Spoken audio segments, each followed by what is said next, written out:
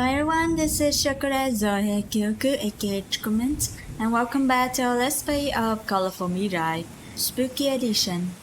In the last playthrough, we have finished an ending for Elliot, and somehow, even though I'm a kind of a sucker for Elliot's beauty, we ended up getting his ending for the third ending, and now the first ending because I have no idea what I'm doing. So technically, his ending wasn't that spicy, but we get to see his beautiful face up close, so that's good. And now we will continue our story, and hopefully we will manage to survive in the end. I had a feeling that it is very likely, like a close call, but very likely to survive. Anyway, let's go. So the last time we followed Elliot, and now we will stay and wait with Milario, and hopefully nothing wrong will happen. Yes, as expected, I can't handle Elliot alone. I know he is trying his best to make me feel comfortable and all, but he is going a little too far. And by the way, I don't think it's right for me to leave before Kubi comes back. I need to at least thank him for going through all the trouble to get the towel as well. Holding my body guilty, I have bowed awkwardly at his invitation. The look on his face is clearly defeated, but he still waits for my answer to be sure. Thank you for the invitation, Elliot, but I think it's better if I just wait here. Of course. Then I'll take my leave. As expected, you made the right choice. Oh, but don't worry, my friend. I will take good care of her. Don't be full of yourself. They snore at each other one last time. Sweat drops pop from my face nervously. The only thing I can do is avert my eyes and pretend I did see nothing. When the storm is gone, I'll be due, and nothing of this will matter. But if you change your mind, Lauren, I'll be in the next room waiting for you. Oh, thank you. With a gentle smile on his lips, Elliot walks elegantly towards the next door. As I watch him disappear in the dark, I feel Milario's eyes shining brightly over me. Now, if Kubi doesn't show up quick, I'm sure something bad is going to happen. Something I may or may not regret. He takes one step closer. I feel my stomach turn cold. Another step, my body tenses up. He stops a few inches away from my seat. If he is trying to make me feel anxious, then congratulations, it is working. Curbing my nervousness, I look up to find his winking face above me. This is bad. This is really bad. He is too hard for my good senses to work with me. Oh my god, Lauren! I mean, technically, that's true, but wow, Lauren. What is it, sugar? You look nervous all of a sudden. What? No, I'm fine. Really? Then you don't mind if I sit next to you, right? No, of course not. Smiling bright, he sits down, too close to me. The sofa surface slowly sinks to settle his weight, pulling my body closer to his. I hold my hands tighter, trying to shrink away and not touch his exposed skin. Yeah, that's a lot of exposed skin. All my efforts go in vain when Milario lazily stretches his body, closing the distance between us. Trying to avoid a bad outcome of the situation, I move myself a little bit to the side, giving us space. Mimicking me, Milario does the same, closing the distance again, touching his arm on mine. Annoyed, I pull myself farther away again. Hitting myself on the sofa's arm, I avert my attention to my side. I dragged myself to this. Frustrated and still annoyed, I looked to the other side. Ah! Too close! And that smirking face!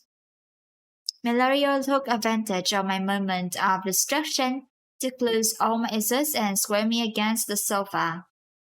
Is it like a cabadon, but it's like not on the wall, but it's like on the chair sofa?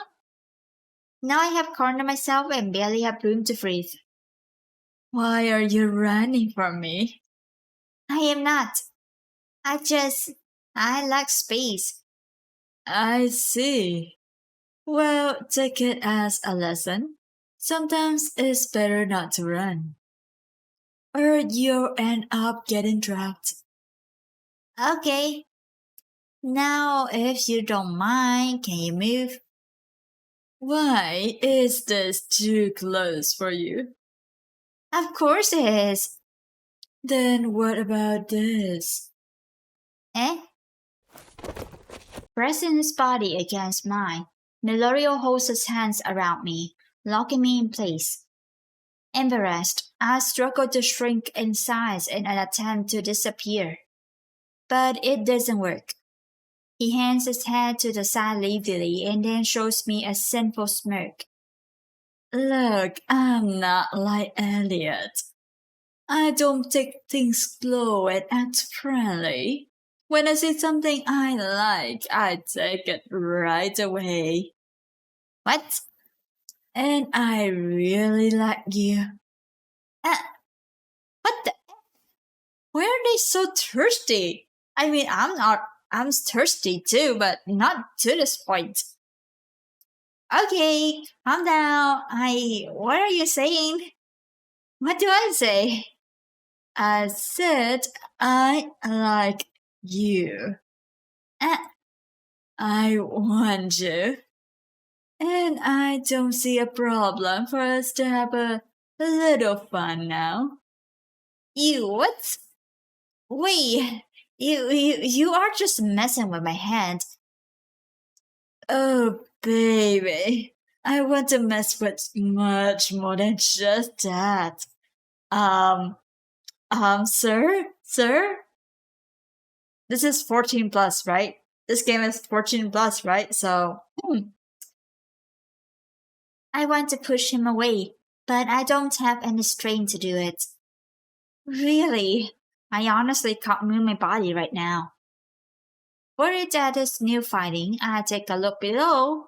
Milorio is indeed laying over me. However, he is embracing my body to the point I can't move. I turn my gaze back to him, and I'm surprised to see his sarcastic eyes watching my reaction. As if he knows what is going on. Is something wrong? Yes, no, wait, I don't know. His question makes me confused. I'm sure there's something wrong, but I don't know what. There's a high chance that he just used some kind of spells or something on her. Just like the first time they met, I think. It's that I forgot it right after he asked. Forcing my brain to work with me, I feel dizzy. I can't think properly with his words echoing in my mind. Say, don't you want it to? I feel his naked skin rubbing over my clothes.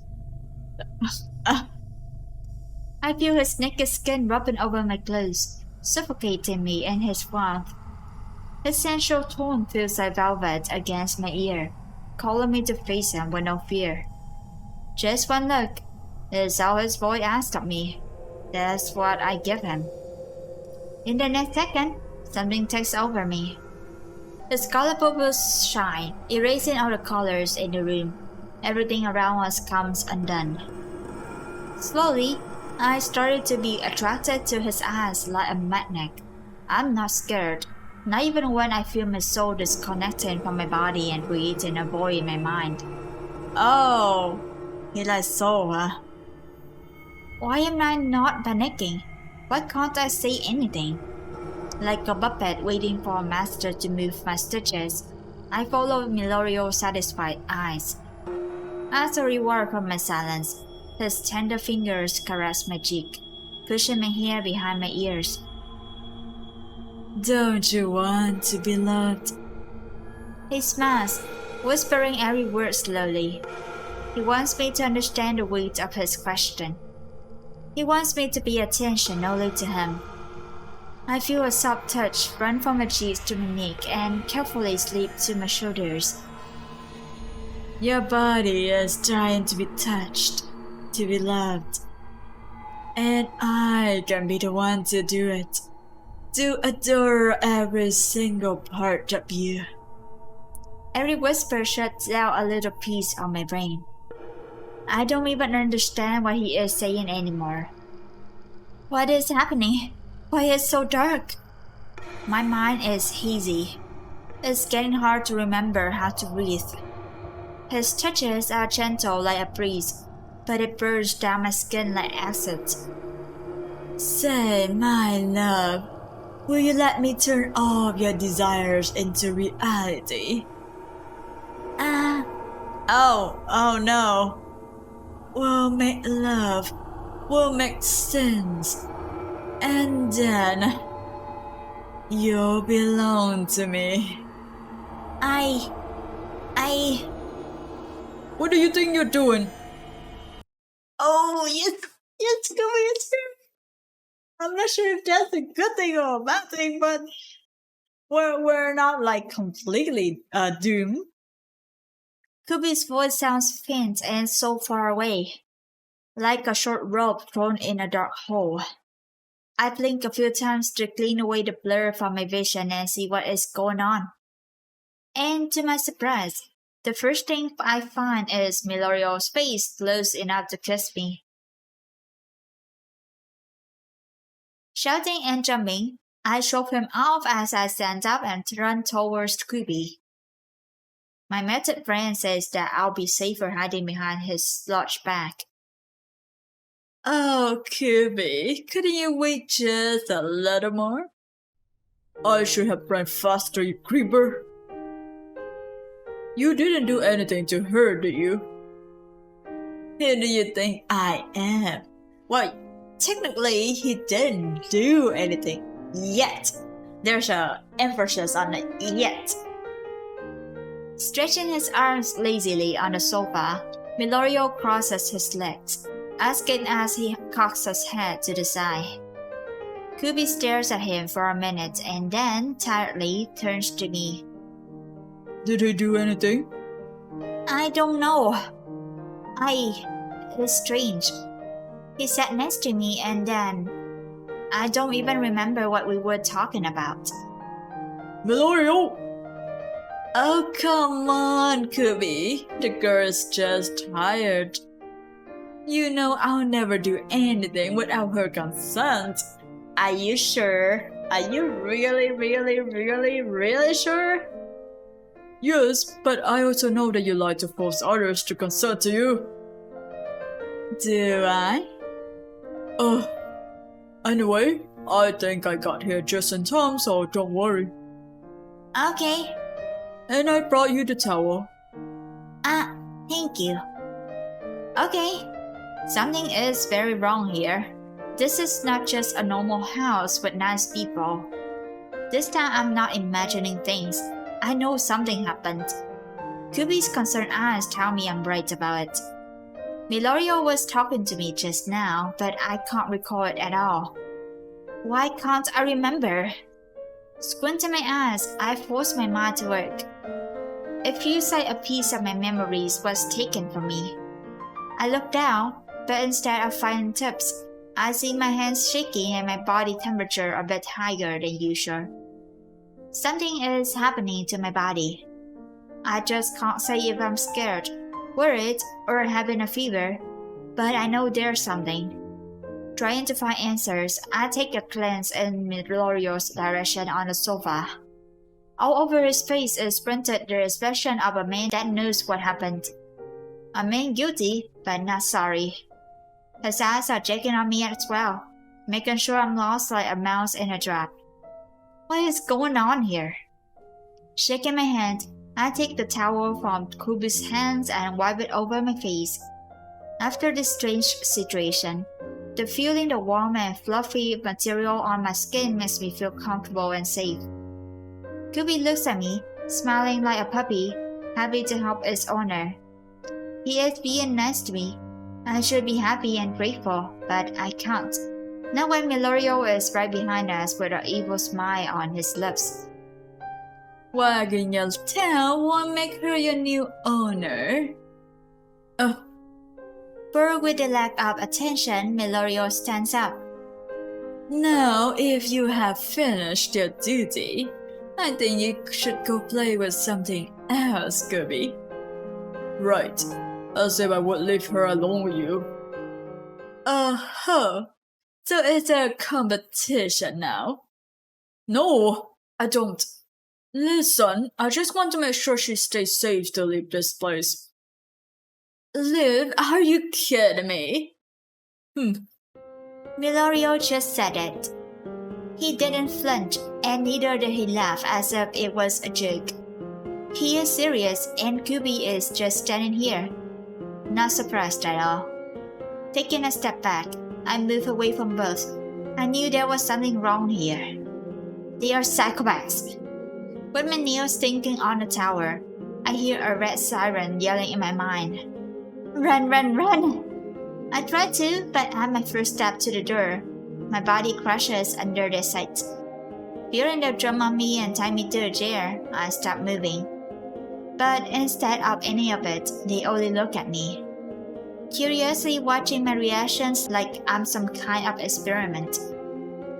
Remember what I said earlier, love?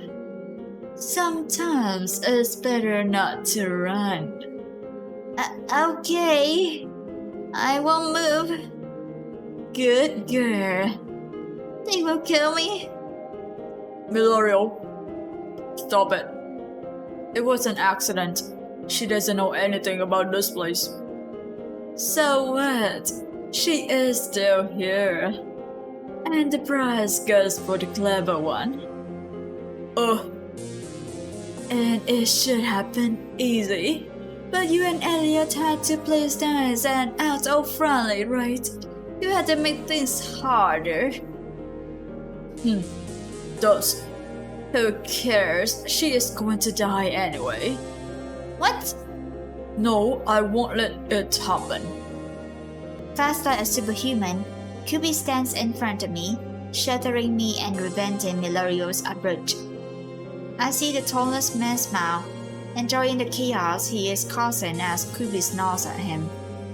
Yes, I hear a low, angry growl coming out of his throat like a wolf in the forest. For a moment, I think it's all in my head because I'm scared, but it keeps coming.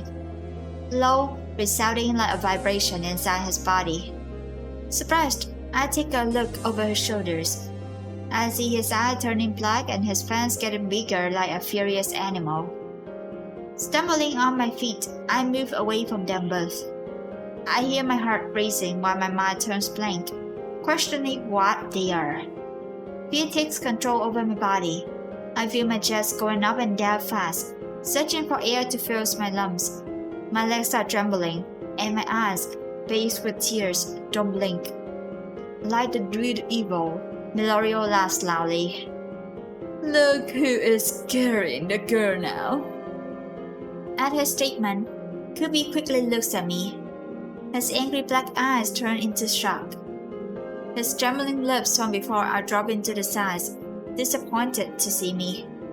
Stuck in the place, I see my tiny reflection on his bubbles, showing a terrified girl shaking in the corner like a child. Kubi drops her shoulders and takes a step away from me. Regret paints his body blue. Fear of himself eats him away. He tries to hide, but his mouth gap shows his sharp teeth like a curse. I feel a sting in my heart watching him cower to the side. This isn't right. Whatever he is, he didn't mean harm from the beginning. Oh, Kubi, you and I are just the same. She can see it too. And that's okay. So why don't we just decide instead of fighting? You know you are a good boy, so just leave her to me. I'll make it easy. A single star would be... Before Milorio finishes his sentence, Kubi pushes him away, rolling one more time. His sharp teeth shine, telling Milorio to stay away. I have already decided. She is mine. You stay away from her, even if I have to tear you apart. Plunging to the tower, I watch them in panic. With my heart beating in my throat, I can barely breathe. Milorio looks at me. The fear printed over my face is enough to give him the motivation to persist in this fight. Like a spoiled child, he laughs. She needs to agree with it, remember? And I think your website is making her terrified. I can't keep track of the words. I can't understand anything happening right now. Where the F am I? Who are they? What is happening? Stopping the fight, they turn their attention to me. Kubi's face is heavy with guilt. He can't even look into my eyes. On the other hand, Milorio is laughing sarcastically, forcing my stomach to turn upside down. At this point, I already have my back against the wall, and the only thing I can do is watch, begging them to leave me alone. It would be interesting to let her have to find a choice. Milorio.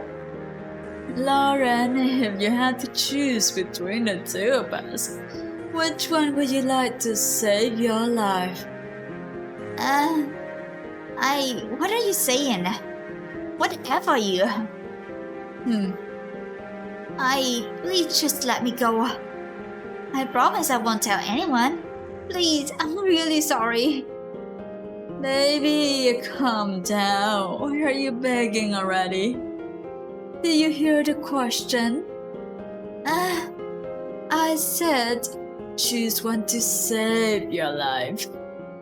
Are you guys seriously going to hurt me? You'll find out soon. But of course, it depends on your answer. My heart is beating in my eardrums, and my stomach has turned cold. Kubi is quiet, waiting helplessly. I don't want to think he is a bad person. Now I can't even call him a person now. I know they want my answer, but something tells me that whatever I say won't mean a thing to Milorio. He'll kill me anyway. Who will you choose? The wolf? Or the demon? Thank you that I don't have to choose Milorio. Like seriously, I don't have to choose Milorio. But if you don't choose Kubi, then Milorio might get Lauren. So, it depends how it will go, huh? So, oh wow. What a central thing with Milorio back then. It was heart-pounding and scary at the same time, since Lauren was getting seduced, not on purpose, not like physically seduced by his beauty, but it's by something else. So very essential, yeah, very essential and very hot, spicy, very spicy. But in the middle of that, Kubi came, and we have the choice of choosing Kubi to save us or run and potentially get killed in the process. I'm not sure if we actually get killed in this time, or we'll choose to save us once again. And that should be it for our playthrough today. Thank you for watching, and I'll see you on the next playthrough of Colorful Mirai Spooky Edition.